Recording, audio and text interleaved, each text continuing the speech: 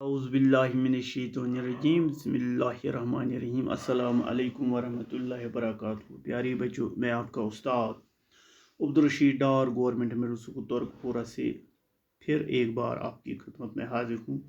جہاں آپ کو پتہ ہے میں آج آپ کو جماعت چھٹی میں جو سبق پڑھا رہا ہوں جس کا عنوان ہے مہجور،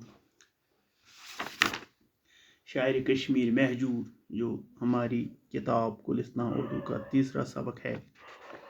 کل میں نے اس کا آدھا حصہ آپ کو پڑھایا ہے، آج ہم اس سے آگے بڑھیں گے۔ پیارے بچوں، آپ اپنی کتاب کا صفحہ نمبر 19 نکالیں اور اوپر جو شروع پیراگراف ہوتا ہے وہاں سے ہم آج پڑھنا شروع کریں گے۔ مہجور کی مقبولیت کا اندازہ اس سے لگایا جا سکتا ہے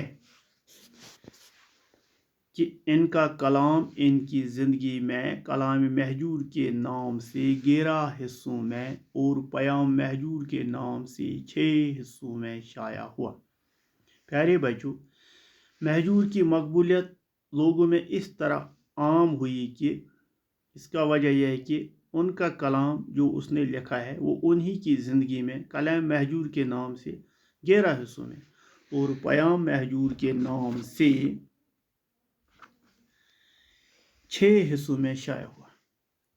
مہجور کشمیر کے پہلے شاعر ہیں۔ مہجور وہ کشمیر کے پہلے شاعر ہیں جن کا کلام ان کی زندگی میں کئی بار شائع ہوا، یہاں تک کہ بعض حصے دیوانہ گری اور رومن رسم الخط میں بھی شائع ہوئے۔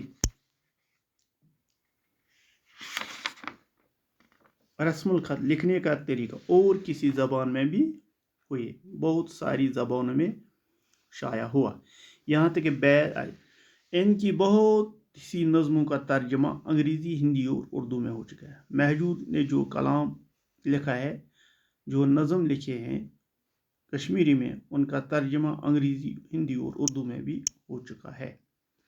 مہجور کشمیر کے پہلے شاعر ہیں۔ مہجور کشمیر کے وہ پہلے شاعر ہیں جن پر ایک فیچر فلم اور ایک دستاویزی فلم بھی بنائی گئی ہے۔ ان کا کلام گانے کی وجہ سے محمود شاہری بہت مشہور ہے۔ ان کا جو کلام گا رہے تھے جس کا نام تھا محمود شاہری، بہت مشہور ہوئی۔ وہ لاہور جا کے مہجور کا کلام گاتے تھے جو ریکارڈ ہوتا تھا۔ ان کے جو کلام تھا وہ محمود شاہری نامی ایک شخص تھا، وہ لاہور جا کر مہجور کے کلام گاتے تھے اور ریکارڈ کراتے تھے۔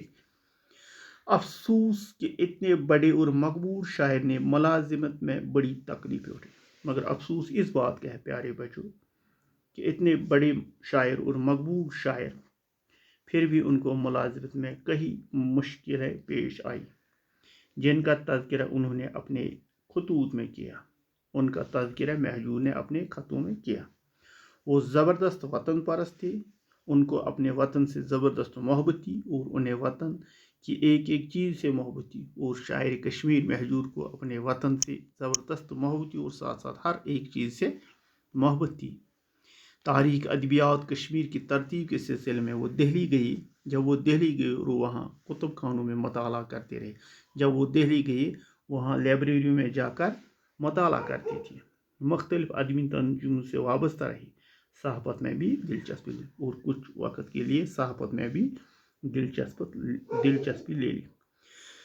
ملازمت سے ریٹائر ہونے کے بعد اپنے گاؤں متری گاؤں پلوامہ میں سکونت اختیار کر لی۔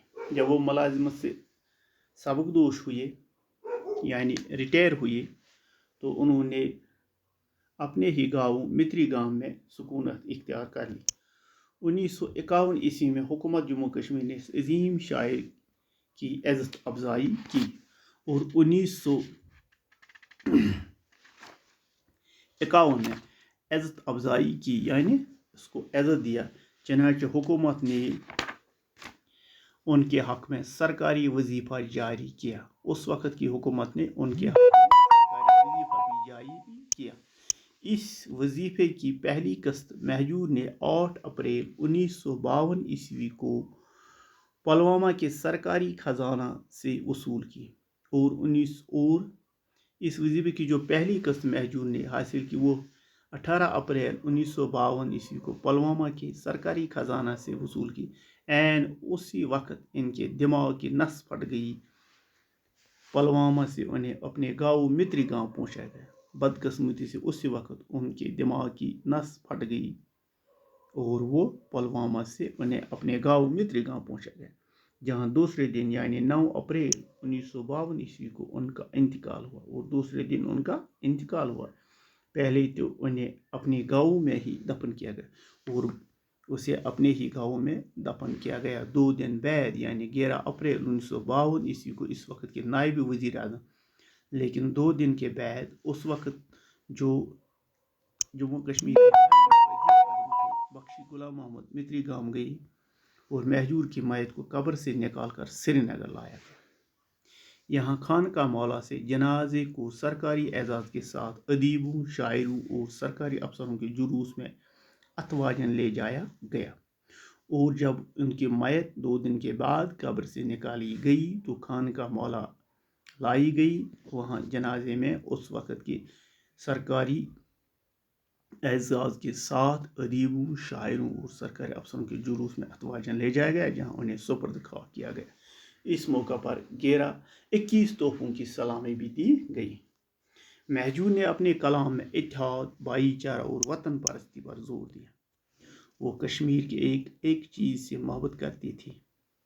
प्यारे बच्चों, महजूर एक ऐसा शायर था जिसने हर वक्त लोगों को इत्तेहाद, भाईचारे, वतन परस्ती पर जोर दिया, क्योंकि उसे कश्मीर की हर एक चीज़ से बहुत हद मोहब्बत थी। वो चाहती थी कि उनका वतन हमेशा तरक्की करे और महजूर चाहता था कि उनका वतन हमेशा तरक्की की तरफ गामजन रहे, जुल्म का खात्मा हो, और कहता कि जुल्म ख़त्म हो और इंसान की कदर कीमत बढ़े और इंसान की कदर कीमत बढ़े। प्यारे बच्चों, इस तरह हमने आज इस सबक को इख्तिताम पहुँचाया। इंशाअल्लाह कल मैं आपको इस सबक के सवालात वगैरह कराऊँगा।